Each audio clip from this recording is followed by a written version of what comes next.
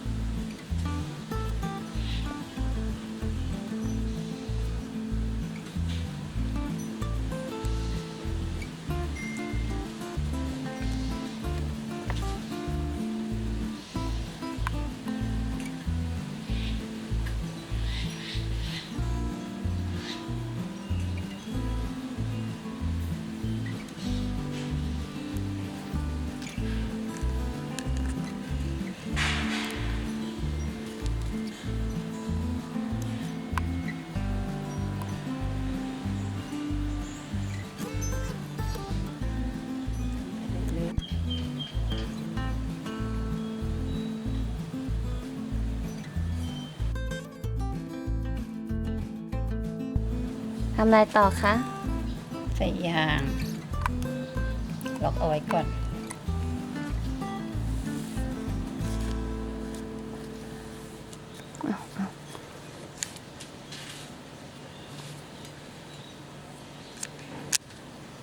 พับเหมือนเดิมแบบเมื่อกี้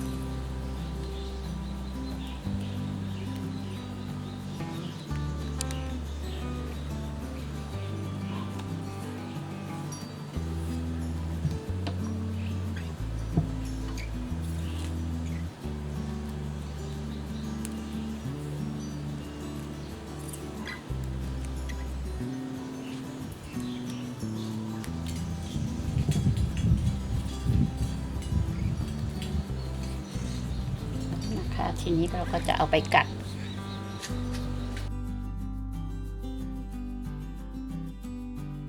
จากนั้นเราก็ใส่ถุง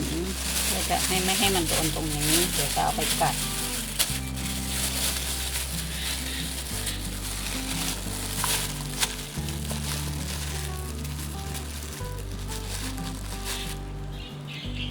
กัดกันเลยค่ะ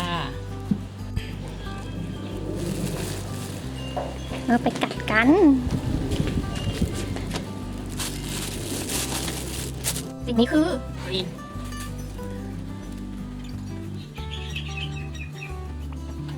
กัดด้วยคอลีนนะคะไม่ใช่เฮเตอร์แล้วก็ใช้ไฮเปอร์ได้ไหมอ่ะได้ค่ะ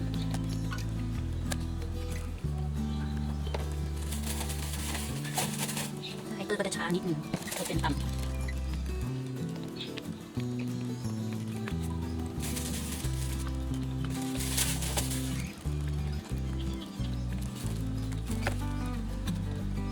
รอกัดก่อนหลังจากกัดแล้วเราต้องใส่ค่าคอลีนลงไปไม่งั้นมันจะ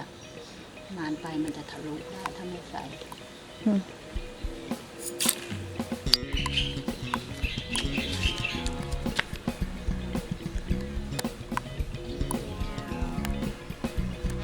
แช่ค่าคอลีนก่อนข้าวจะได้ไม่ผุ